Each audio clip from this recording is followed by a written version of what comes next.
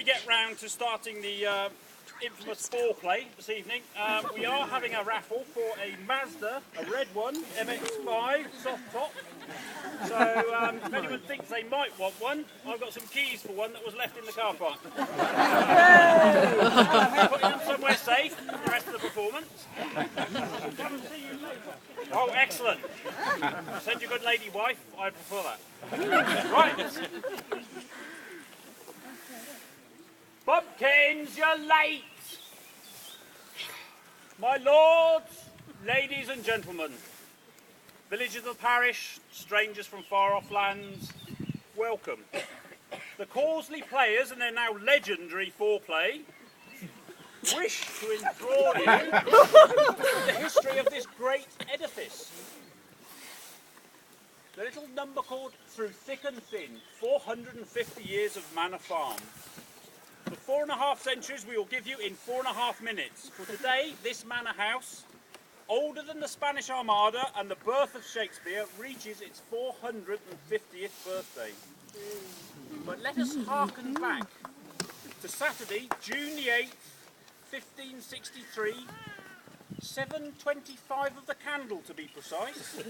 Here, Sir John Thynne, ex-steward to the recently beheaded Duke of Somerset, and Sir John's wife, Lady Dorothy.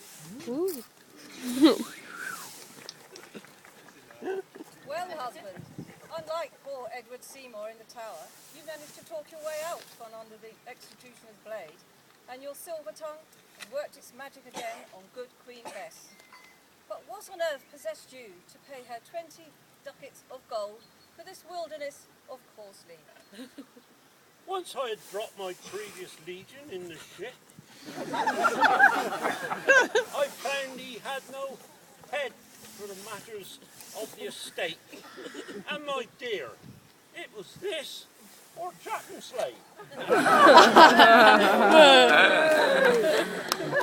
After all, Chatham Slade has got the plague. Whilst Corsley has so much more going for it. Don't you think, my dear?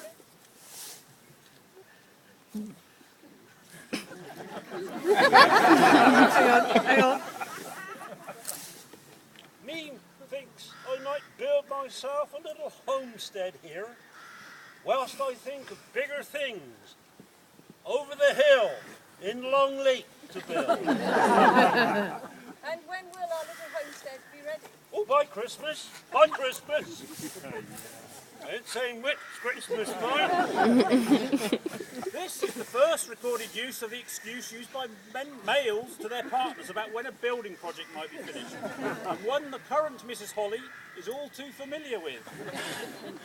And so, dear villagers, Sir John finished his minor homestead, though there's no evidence to indicate by which Christmas it was. Its history then started to unravel. That itinerant playwright, William Shakespeare, passes by and tries out As You Like It on the household wenches. And by all accounts, they liked it very much indeed. Bumpkins, you're on! And that salty sea dog Walter Raleigh convinces the inhabitants of the benefits of potatoes and tobacco. They smoked the potatoes and ate the tobacco. But doing it that way round hasn't gone on much further than Corsley.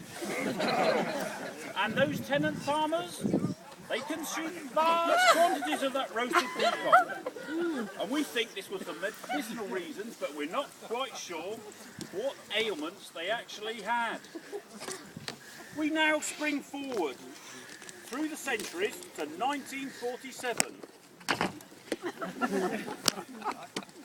And we listen in on the conversation of Bumpkin 1 and Bumpkin 2. Oh,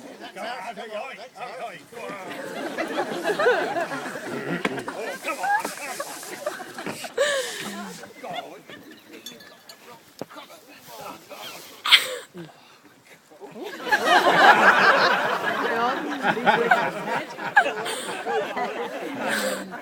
Oi, Bumpkin 2, have you heard them old Marquis the Fifth at the big house has gone and popped his clogs?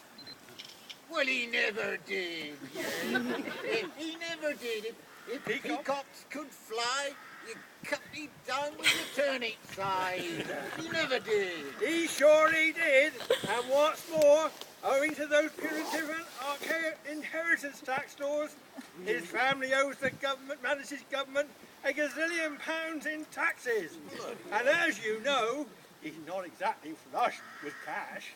Well, bugger me, bumpkin one. Flush indeed. Have you been reading that there FT in your privy again, or what? I do find reading the little squares before I use them of the most educational benefit. Well, personally, I never get past page 3 of the Sun myself.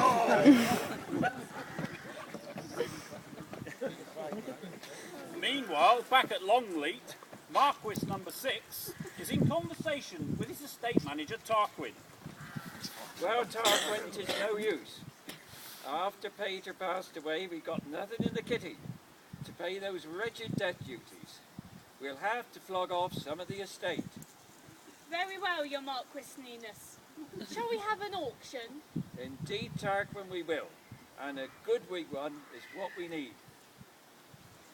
And so, in April 1947, the house goes under the hammer, and after nearly 400 years in the ownership of the Thynnes, the buildings, land and the Dwight seigneurial rights are sold out of the family for £12,000. Then we reach 1995.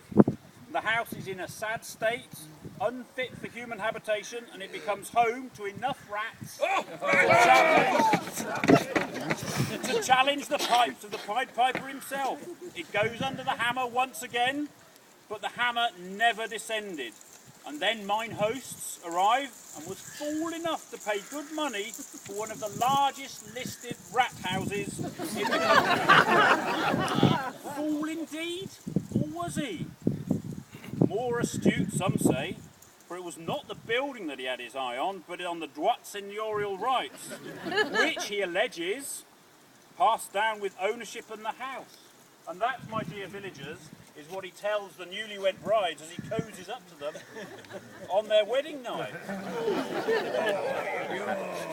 And now, without the do being furthered... No, that way. Without any further ado, the comedy of errors.